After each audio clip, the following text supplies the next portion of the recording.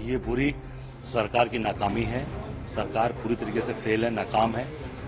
जो परमिशन आपने दिया वहां कोई व्यवस्था नहीं की, 40 पुलिस वालों की ड्यूटी लगा दी, एम्बुलेंस नहीं लगाया। अरे व्यवस्था रहती तो ऐसी घटना ही नहीं घटती। व्यवस्था ही नहीं थी, कुछ भी, कोई बारकेट नहीं, कोई व्यवस्था नहीं, कोई एम्बुलेंस नहीं, रिक्शे में और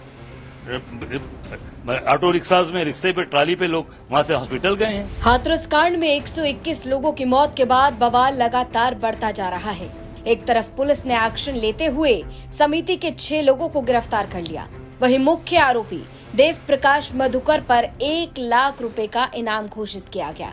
हाथरस कांड के बाद से ही भोले बाबा लगातार फरार हैं। इस मामले को लेकर अब यूपी की सियासत में भी मानो भूचाल आ गया। शुक्रवार को तड़के सुबह कांग्रेस नेता राहुल गांधी हाथरस पीड़ितों से मिलने के लिए पहुंचे। इस दौरान यूपी कांग्रेस प्रदेश अध्यक्ष अजय राय भी उनके साथ मौजूद रहे।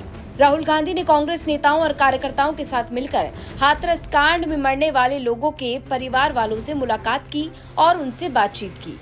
यूपी कांग्रेस प्रदेश अध्यक्ष अजय राय ने योगी सरकार पर जमकर हमला बोल दिया। ये पूरी सरकार की नाकामी है। सरकार पूरी तरीके से फेल है, नाकाम है। जो परमिशन आपने दिया वहां कोई व्यवस्था नहीं की, 40 पुलिस वालों की ड्यूटी लगा दी, एम्बुलेंस नहीं लगाया।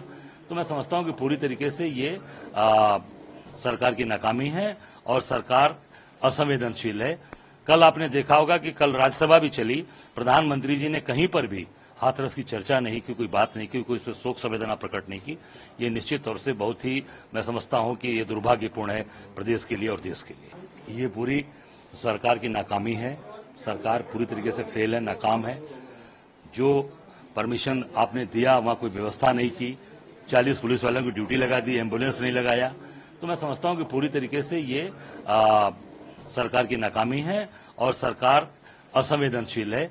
कल आपने देखा होगा कि कल राज्यसभा भी चली, प्रधानमंत्री जी ने कहीं पर भी हाथरस की चर्चा नहीं की, कोई बात नहीं की, कोई इस पर शोक संवेदना प्रकट नहीं की। ये निश्चित तौर से बहुत ही, मैं समझता हूं कि ये दुर्भाग्यपूर्ण है प्रदेश के लिए और देश के लिए। अरे व्यवस्था रहती तो ऐसी घटना ही नहीं घटती। व्यवस्था ही नहीं थी, कुछ भी, कोई बारकेट नहीं, कोई व्यवस्था नहीं, कोई एम्बुलेंस नहीं, रिक्शे में और ऑटो रिक्शाज में, रिक्शे पे, ट्राली पे लोग वहां से हॉस्पिटल गए हैं। और अब पूरी तरीके से एम्बुलेंस की जो योजना चली उसमें भ्रष्टाचार चल रहा है। एक एक फोन कॉल से 30-30 बार फोन करके एम्बुलेंस को बुलाया जाता है। केवल पैसा कमाने का काम चल रहा है। आप देख सकते हैं, कल आप मुख्यमंत्री गए, एक ही जगह, एक ही घटना क्रम में प्रदेश सरकार के लोग गए, उसी दिन जा रहे हैं। पहले मुख्यमंत्री गए, उसके बाद वहां के स्वास्थ्य मंत्री यहां के जा रहे हैं। इसका मतलब कि पूरी तरीके से आपस में बहुत ही तनाव की स्थिति बनी है प्रदेश सरकार के अंदर। आपस में काफी वैमनस्यता फैल चुकी है। आपस में ही लोग लड़ रहे हैं, आपस में ही झगड़ रहे हैं। उसी का नतीजा है कि इस तरह की घटनाएं, हाथरस जैसी घटनाएं, या प्रदेश में जो कानून व्यवस्था जो पूरी तरीके से घिर रही है। बनारस में गोलियां चल रही है, प्रधानमंत्री के क्षेत्र में गोली चल रही है, समाजवादी पार्टी के कार्यकर्ता पर गोली चली, सारी बात मैं समझता हूँ पूरी तरीके से सरकार ध्वस्त हो चुकी है। हाथरस कांड के बाद पीड़ितों से मिलने राहुल गांधी पहुंचे, वहीं दूसरी तरफ अजय राय ने बीजेपी को जमकर घेरा। अजय राय ने कहा कि योगी सरकार में लोग आपस में लड़ रहे हैं। उन्होंने कहा कि ये सरकार की नाकामी है।